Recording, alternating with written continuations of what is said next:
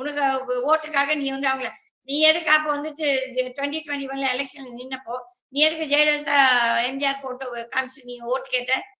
நீ அப்ப ஜெயலலிதா போட்டோவே காட்டியிருக்க கூடாது. அப்ப அதிமுக ஊழல் கட்சி நீ அதிமுகவோட நீ நின்று இருக்க கூடாது. அப்ப நீ யோகிய சிகாமணி. So this Annamalai politics, dirty politics, I'm not party to it and I will. நான் எதிர்த்து பேசுவேன். எல்லாருமே வந்துட்டு மியூட்டா பார்த்துட்டு இருக்க மாட்டாங்க. பெரிய அண்ணாமலை ஒரு பெரிய கடவுளும் கிடையாது, ஹீரோவும் கிடையாது. Is another big bloody fraud.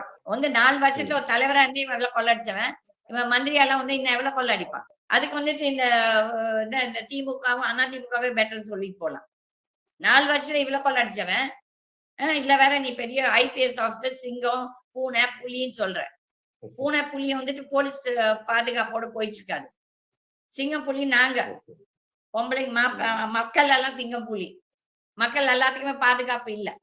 எல்லாரும் தைரியமா போயிட்டு தான் இருக்கிறாங்க இந்த நாட்டுல. அப்படியா அண்ணாமலை வந்து இப்ப வந்து தமிழக பாஜக தலைவர் பொறுப்புல வந்து இல்ல, பிஜேபி சார்பா ஒரு பொறுப்புல வந்து இல்ல. ஆனா அப்படி இருந்தும் நயனார் நாகேந்திரனுக்கு எதிராகவும் மத்த பிஜேபி காரங்களுக்கு எதிராகவும் இவர் வார் ரூம் நடத்திக்கிட்டு இருக்காரு அப்படின்ட்டு ஒரு குற்றச்சாட்டு வந்து வைக்கிறாங்க.